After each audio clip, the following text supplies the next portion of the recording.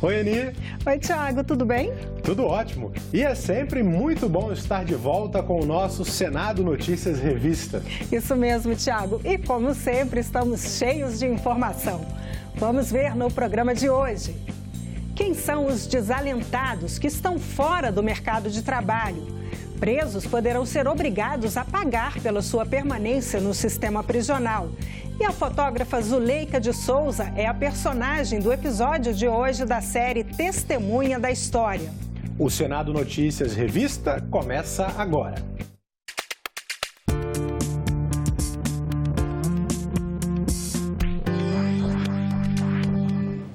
Você já ouviu o termo desalentado? A classificação é aplicada a pessoas que estão desempregadas, mas que por algum motivo não estão à procura de trabalho. Essa palavra, desalentados, não é muito conhecida mesmo. Mas o número de pessoas nesta situação não para de crescer. Teura Ferreira tem 30 anos, é fisioterapeuta e faz especialização em osteopatia, um método que utiliza as mãos no tratamento terapêutico de dores no corpo. Ela está em idade ativa e condições de trabalhar, mas no momento não está procurando emprego. Não estou procurando porque, primeiro, a minha prioridade é o meu filho, né? Ele tem 1 ano e 8 meses e, no caso, na minha área, é muito difícil de eu achar um emprego que tenha um salário que realmente vale a pena, né, de eu deixar meu filho numa creche, deixar de ficar com ele para poder trabalhar. A Teura faz parte de um grupo classificatório chamado de desalentados. São pessoas que estão desempregadas, mas que por algum motivo não estão mais procurando emprego.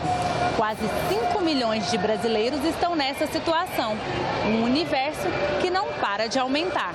Desalento mostra o desencanto de algumas pessoas em procurar emprego, seja porque elas não encontram emprego, seja porque elas se consideram ou velhas demais ou novas demais para ocupar uma vaga, ou porque elas se consideram até capacitadas demais ou capacitadas de menos para aquela vaga. Então, para o que elas podem trabalhar não há vaga no momento. Então, elas simplesmente desistiram. Para o especialista e professor de economia, Carlos Alberto Ramos, um motivo para a desistência seriam os custos da busca por emprego. Muitas vezes as pessoas não têm custos, não têm dinheiro para arcar com esses custos. Por isso existem seguros-desemprego. Seguro-desemprego em todo lugar do mundo. No Brasil tem o FGTS e tem o seguro-desemprego. Teoricamente, para possibilitar que a pessoa que está desempregada tenha dinheiro suficiente para viver bem o seu padrão de vida e, além disso, procurar emprego. Entre os estados brasileiros, Alagoas e Maranhão registraram a maior taxa. Somente a região Nordeste concentra mais de 60% dos desalentados do país. Mas quais seriam as soluções? O economista lista algumas possibilidades para reverter o quadro. Primeiro passo, o crescimento econômico. Depois são alterações na legislação trabalhista que de alguma forma permitam contratações mais rápidas. E por último, mecanismos de intervenção que de alguma forma que se denomina intermediação da mão de obra, que de alguma forma coloque aos desempregados, aquelas pessoas que estão procurando emprego, disponibilize informações sobre em que setores e que profissões estão gerando vagas. Presos poderão ser obrigados a devolver ao governo o custo pela sua permanência no sistema prisional. A proposta está na pauta da Comissão de Constituição e Justiça. Se for aprovada pela comissão, segue direto para a Câmara dos Deputados. O Brasil tem a 3ª maior população carcerária do mundo, depois dos Estados Unidos e da China, seguido pela Rússia. São mais de 726 mil presos. Um preso custa, em média, R$ 1.500 por mês à administração pública, de acordo com dados do Grupo de Estudos Carcerários Aplicados da Universidade de São Paulo. Isso sem falar nos casos dos presídios federais, onde esse valor pode triplicar. O O projeto torna mais rígida a lei de execução penal para determinar a cada preso contribuir obrigatoriamente no pagamento das despesas durante o cumprimento da pena. Se não tiver recursos próprios, ele deverá trabalhar para arcar com os gastos. Atualmente, a lei diz que o ressarcimento ao Estado deve ser feito quando possível. O consultor que participou da elaboração do projeto explica que a legislação existente já obriga o trabalho de presidiários, mas que, na prática, isso não ocorre. Cerca de 15% do trabalho. Então, o Estado não está conseguindo ofertar trabalho para o preso. Porque o trabalho ele é bom para o preso e é bom para a sociedade. Os dois lados ganham, né? Porque o preso trabalhando, a cada 3 dias de trabalho, ele corta um dia de pena, é a remissão. Agora, o Estado não está conseguindo fazer isso, né? O Estado não consegue oferecer oficinas de trabalho. Nós temos presídios no Brasil superlotados, insuficientes, falta vaga. Então, é mais um problema de execução do que de legislação. Uma consulta pública disponível no portal E-Cidadania no site do Senado, criado para estimular a participação dos cidadãos, mostra muita gente favorável à medida. É uma votação bastante expressiva, um número relevante, foram mais de 44 mil pessoas que votaram. Desses mais 44 mil, 43 mil são favoráveis ao projeto. E comparado com outros projetos que estão no Senado, com todos os outros projetos que estão no Senado, esse é um projeto bastante aprovado, né, com um índice de aprovação de mais de 97%. Mas advogados criminalistas e estudiosos do tema se manifestam contra o projeto. É uma medida inconstitucional porque trata desigualmente os presos, ou seja, o preso que não tem recursos, o preso pobre, ele não terá as mesmas condições de cumprimento de pena dos outros presos que podem arcar com os custos. Não há vaga para todos os presos, ou seja, muitos presos querem poder trabalhar, mas eles não conseguem, porque não tem trabalho para todos.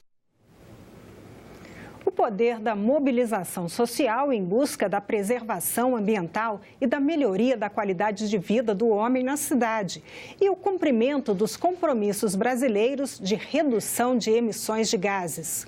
Temas que você vai ver na edição de setembro do programa Eco Senado. É hora da coluna Momento Eco, com o jornalista César Mendes. Nesse final de semana tem estreia do programa Eco Senado.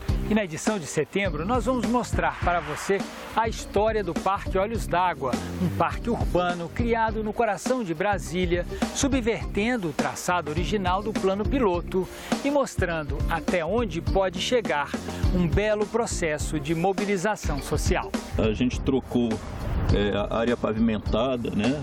Trânsito mais intenso por área verde e preservamos também a riqueza hídrica do local. Você vai conhecer também um projeto em discussão na Câmara dos Deputados que pode mudar a regulamentação dos agrotóxicos no Brasil. Acho que pode ser feito com a participação dos 3 pilares, como é hoje. A agricultura avaliando a importância agronômica, a Anvisa avaliando o impacto à saúde e o IBAMA avaliando o impacto ao meio ambiente. A edição de setembro do programa Eco Senado tem estreia nesse sábado, às 9 da manhã e às 4 da tarde. E reapresentação no domingo, nos mesmos horários. Esse foi o Momento Eco. Tchau!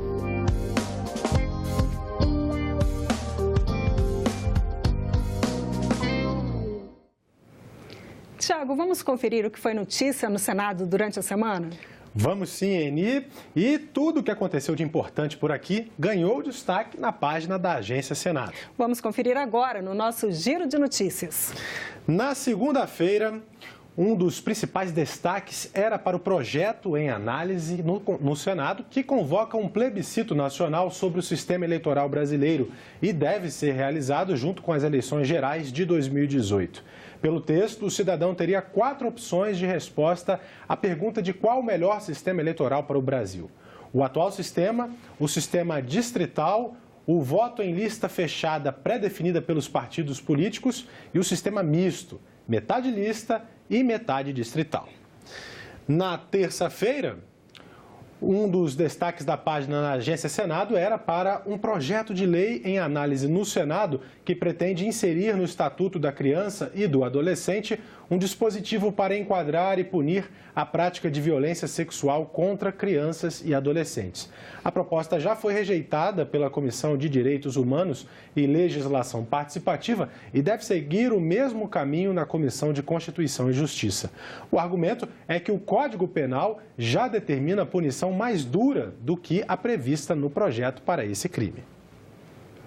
Na quarta-feira, a capa da Agência Senado mostrou que o número de candidatos ao Senado é o maior já registrado em eleições. São 352 candidatos que concorrem ao cargo de senador em todo o Brasil, número maior que o de todas as eleições, de acordo com dados consolidados disponíveis no site do Tribunal Superior Eleitoral desde 1994. Nas eleições deste ano, 2/3 das vagas do Senado, 54 do total de 81, podem ser renovadas.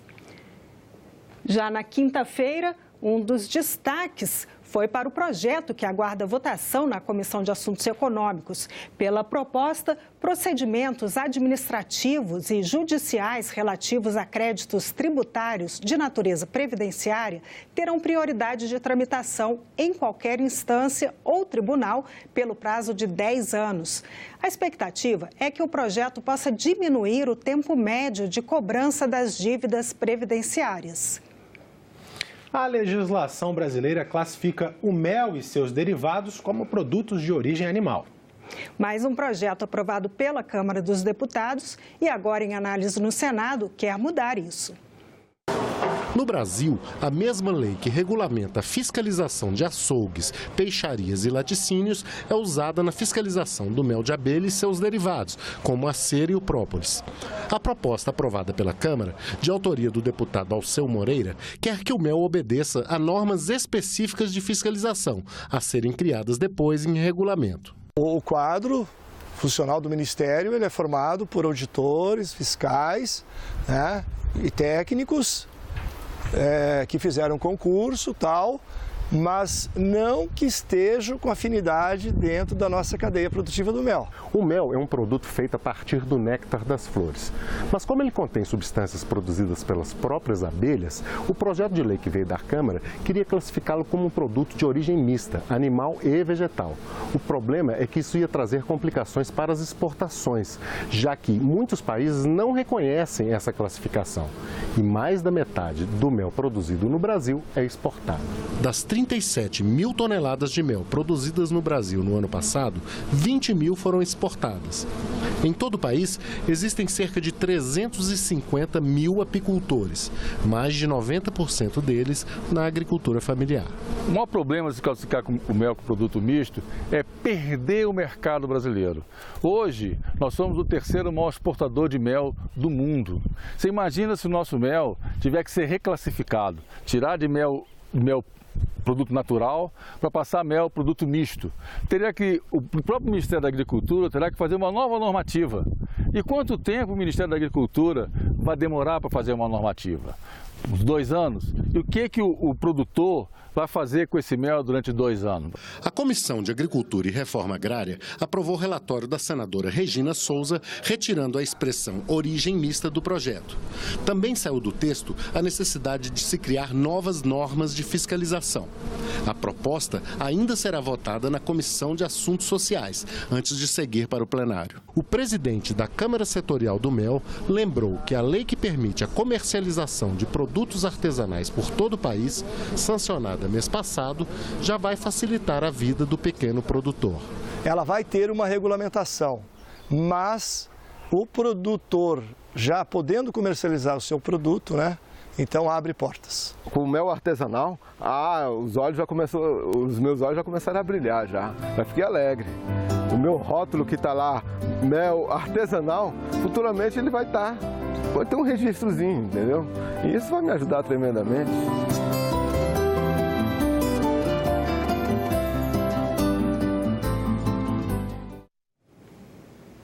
Como conter a poluição sonora nos grandes centros? Várias propostas em tramitação no Congresso Nacional pretendem estabelecer regras e bases para que cada estado tenha a sua legislação específica.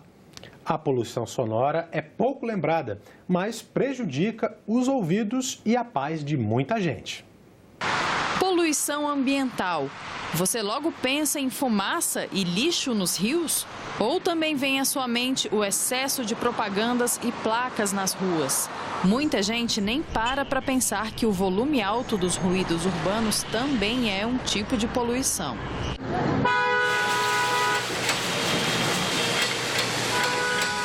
O ruído é o segundo tipo de poluição ambiental que afeta mais as pessoas, depois da poluição do ar. E a grande diferencial da poluição sonora é que as pessoas não percebem que elas estão sujeitas a esse tipo de problema ambiental. Esses barulhos incômodos da rotina das cidades maiores durante o dia vão desde os motores dos automóveis, carros de som, buzinas, até o alto volume dos equipamentos usados em obras. Além da possibilidade de causar um desequilíbrio no ecossistema, ao assustar animais afetando seu bem-estar e sua reprodução, a poluição sonora tem um impacto na saúde e na qualidade de vida do ser humano. Acima de 80 decibéis já são ruídos que podem trazer danos ao seu corpo, ao seu ouvido. Pode trazer surdez, que é o que a gente chama de perda auditiva induzida ao ruído, que é a perda auditiva justamente ocasionada pela exposição crônica a essa poluição sonora, a esses sons do meio ambiente. Pode trazer estresse, dificuldade de sono, dificuldade de concentração, alterações na pressão arterial, alterações físicas e emocionais. Mas a polêmica começa mesmo de noite. É quando bares e restaurantes aumentam a música, a conversa anima e a vizinhança só quer descansar. O Hugo conta que ele e os moradores de mais 15 apartamentos deste prédio em Brasília enfrentam problemas todas as noites por causa do barulho de um bar ao lado. As reclamações não adiantam. Eles até deixaram um recado na porta da entrada do edifício. Sem estar ouvindo barulho de lá de fora, sem estar ouvindo gritaria, pessoas exaltadas, a gente quer estudar, né? Gostaria de ter um momento de lazer lá em cima, assistir alguma coisa, né? Dormir. A Associação Brasileira de Bares e Restaurantes defende equilíbrio e bom senso, mas não deixa de ressaltar que o empresário sofre quando a lei do silêncio é muito rigorosa. A gente não pode colocar o morador contra o comerciante. Pelo contrário, a gente tem que buscar uma lei e regras de convívio que permita que as atividades funcionem e, ao mesmo tempo, que as pessoas também tenham direito ao descanso, direito ao silêncio na hora de dormir. O Congresso analisa alguns projetos que sirvam de base para estados e municípios criarem as suas próprias leis. Atualmente, as normas técnicas da ABNT dão uma orientação. Em termos de normatização, o que a gente tem seria suficiente nessa percepção. O que não existe, então, é um consenso se é crime ou se é contravenção. Cabe à União estabelecer normas gerais, válidas em todo o território nacional, aos estados e aos municípios, então, suplementar isso, né? Complementar a parte mais específica, né? Para suas adaptando essa norma federal, essa baliza mínima, às suas realidades locais. E a série Testemunha da História chega hoje ao 4º episódio. A série da TV Senado traz o relato de jornalistas, fotógrafos e parlamentares sobre períodos marcantes da história recente do país. São pessoas que estiveram nos corredores, no plenário, nas salas ou no cafezinho do Congresso, quando importantes decisões e reviravoltas políticas aconteceram no Brasil. O foco da série é o período da Assembleia Nacional Constituinte. No episódio de hoje, a fotógrafa Zuleika de Souza relembra o clima vivido naquele período e narra a história da foto do líder indígena Ailton Krenak e seu protesto no plenário da Câmara dos Deputados em 1987. E nós ficamos por aqui. Vamos conferir agora o 4º episódio da série Testemunha da História. Constituição cidadã, né, que era muito voltada às pessoas, aos direitos. O Congresso fervilhava, estava sempre pulsando. A quantidade de emendas populares que a Constituinte recebeu dava dimensão de como era grande.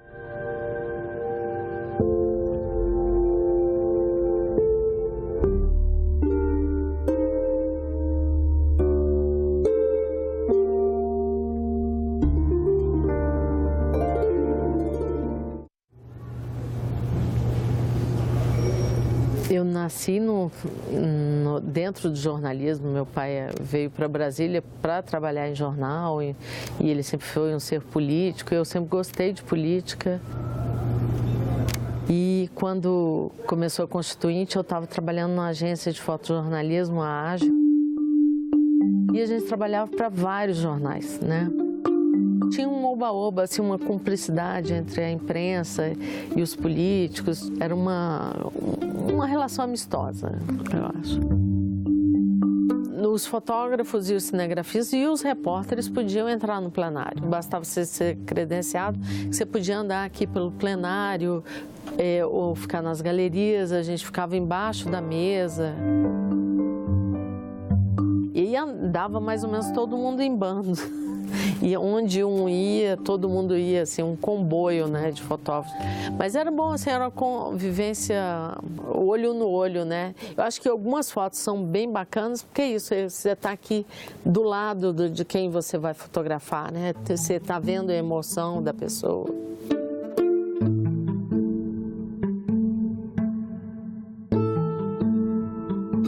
A gente tinha uma pauta, né, e distribuía entre os fotógrafos, que éramos vários, né.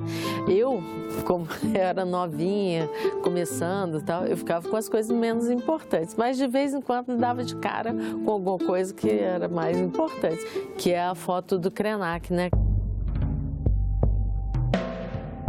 Quando ele entrou para discursar e trazer a emenda popular dos índios, não tinha muita gente aqui no plenário, não tinha muito deputado, não tinha nada. E tinha pouco fotógrafo também. E era mais ou menos na hora do almoço e tal. E aí foi uma coisa assim, emocionante. Os senhores não terão como ficar alheios a mais essa agressão, movida pelo poder econômico, pela ignorância do que significa ser um povo indígena.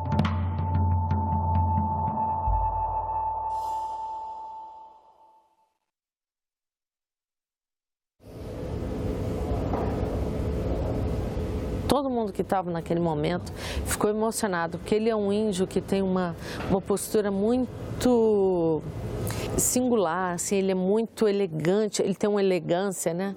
E quando ele fez aquele gesto de ficar, se pintou e ficou calado, assim, isso calou todo mundo, era até constrangedor fotografar. Foi bonita, assim, para mim a minha imagem da Constituinte é o Krenak.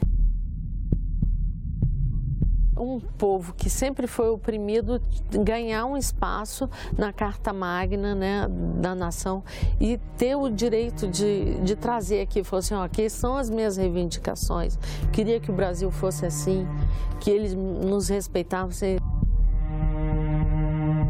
Eles vinham muito a Brasília pedir as coisas, mas nunca ninguém ouvia. Sempre o dinheiro falou mais alto, né?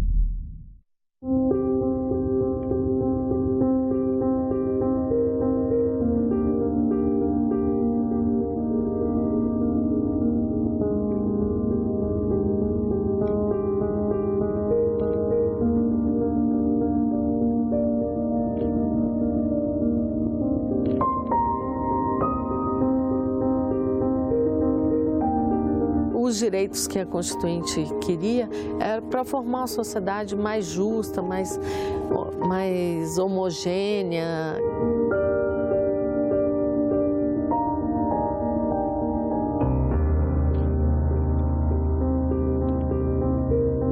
Ninguém questionava o direito de educação para todos, direito para os índios, direito para os negros.